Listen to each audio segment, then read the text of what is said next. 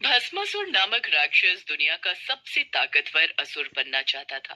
एक बार जब भस्मासुर की भेंट नारद मुनि से हुई, तब उसने नारद मुनि से पूछा, देवर्षि नारद, मैं पृथ्वी का सबसे शक्तिशाली प्राणी बनकर सभी पर शासन करना चाहता हूँ।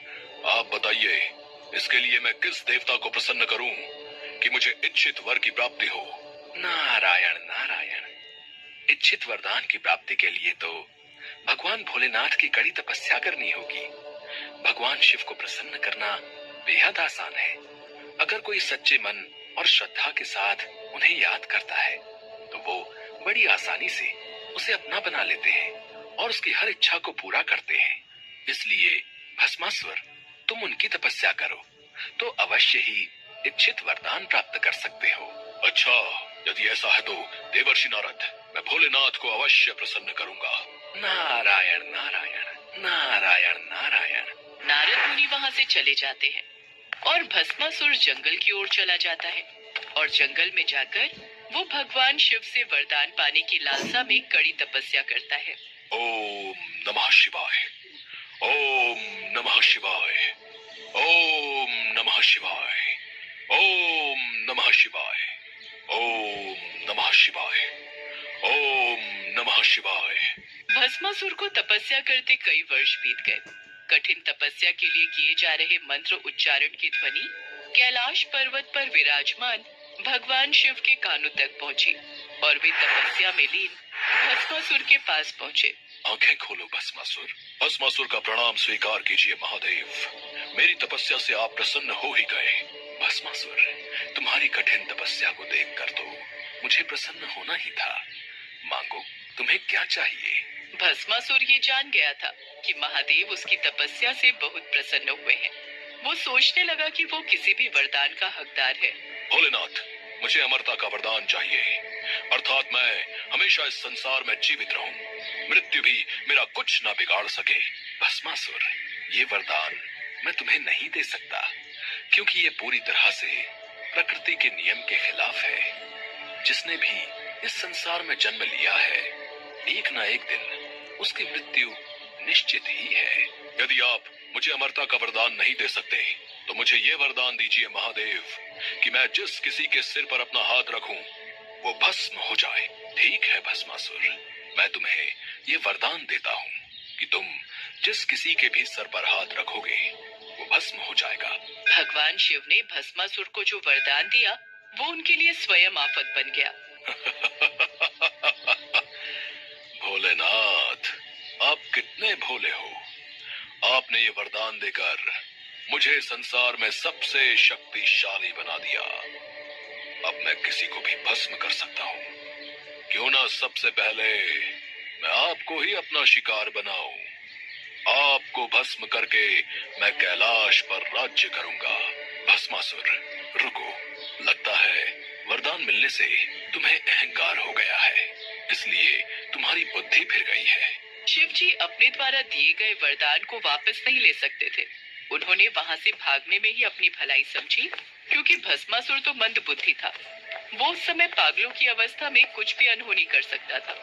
अब भगवान शिव पूरी तरह से फंस चुके थे। रुकिए महादेव, मुझे इस वरदान को सिद्ध तो करने दीजिए। रुकिए महादेव, रुकिए। अब मैं क्या करूं? भगवान शिव इसी असमंजस में थे कि वो इस समय किस तरह भस्मासुर से छुटकारा पा सकते हैं। तभी उन्हें भगवान विष्णु का ध्यान आया। वे भगवान विष्णु का स्मरण करने लगे। हे विष्णुदेव, मेरी रक्षा कीजिए। इस भस्मासुर से मुझे बचाइए। मैं संकट में हूँ। चिंता मत कीजिए महादेव, आपको कुछ नहीं होगा। आप इसी गुफा में रहिएगा। मैं भस्मासुर को आप तक नहीं पहुंचने दूंगा। भगवान शिव को आश्वासन देकर भगवान विष्णु भस्मासुर का रास्ता रोकने चले गए। भस्मासुर शिव जी को ढूंढ रहा था कि उसकी नजर एक बेहद खूबसूरत स्त्री पर पड़ी, जिसे देखकर भस्मासुर अपनी सुध-बुध खो बैठा। वो ये भी भूल गया कि वो शिव जी की तलाश में था। स्त्री, वो भी वन में अकेली, कितनी आकर्षक सुंदरी है ये। इससे पहले इतनी आकर्षक सुंदरी मैंने कभी नहीं देखी। सुनो, तुम्हारा नाम क्या है सुंदरी? मेरा नाम मोहिनी है। तुम्हारी सुंदरता को देखकर मैं मोहित हो गया हूँ। मोहिनी, अति सुंदर नाम। तुम इस घने वन में अकेली क्या कर रही हो? मैं वन के निकट अपने माता पिता के साथ रहती हूँ और यहाँ वन में पूजा के लिए फूल चुनने आई थी। मोहिनी, मेरा नाम भस्मासुर है। मैं सर्वशक्तिशाली हूँ। मैं तुम्हें अपनी रानी बनाना चाहता हूँ। क्या तुम मुझसे विवाह करोगी? भस्मासुर की बात सुनकर मोहिनी हंस पड़ी। उसने भस्मासुर से कहा, महाराज, मैं एक नृत्यांगना हूँ और सदैव से ही अपने विवाह हेतु ऐसे पुरुष की कामना करती थी जो स्वयं बेहतरीन नृत्य जानता हो। क्या आप नृत्य के बारे में जानते हैं? भस्मासुर ने अपने जीवन में कभी भी नृत्य नहीं किया था, लेकिन वो मोहिनी के कहने पर नृत्य करने के लिए भी तैयार हो गया। सुंदरी, मैं नृत्य करना जानता तो नहीं, पर अगर तुम नृत्य सिखाओगी तो मैं अवश्य कर लूंगा। आपकी प्रेम भरी बातें सुनकर अब तो मेरा भी मन आपसे विवाह करने के लिए विचलित हो रहा है। चलिए, मैं आपको नृत्य सिखाती हूँ। जैसे जैसे मैं नृत्य करूंगी वैसे वैसे आप करते जाना। ठीक है सुंदरी, तुम नृत्य प्रारंभ करो, मैं तुम्हारे साथ साथ करूंगा। मोहिनी नृत्य प्रारंभ करती है। भस्मासुर मोहिनी के कहे अनुसार उसकी तरह नाचने की कोशिश करने लगता है। मोहिनी अपना हाथ जब कमर पर रखती तो भस्मासुर भी अपना हाथ कमर पर रख लेता। मोहिनी अपने हाथों से मुद्राएं बनाती तो भस्मासुर भी हस्त मुद्राएं बनाने की कोशिश करता। कुछ देर तक मोहिनी और भस्मासुर का नृत्य चलता रहा। भस्मासुर नृत्य अभ्यास में पूरा डूब चुका था। नाचते नाचते मोहिनी ने अपने सिर पर हाथ रखा और उसकी देखा देखी भस्मासुर ने भी वही किया। भस्मासुर ये भूल गया कि स्वयं अपने सिर पर हाथ रखने से वो भी भस्म हो सकता है। स्त्री के प्रेम में आकर वो शिव का वरदान भूल गया, जो उसके लिए श्राप साबित हुआ। भस्मासुर का संहार करने के लिए स्वयं भगवान विष्णु ने मोहिनी अवतार धारण किया था।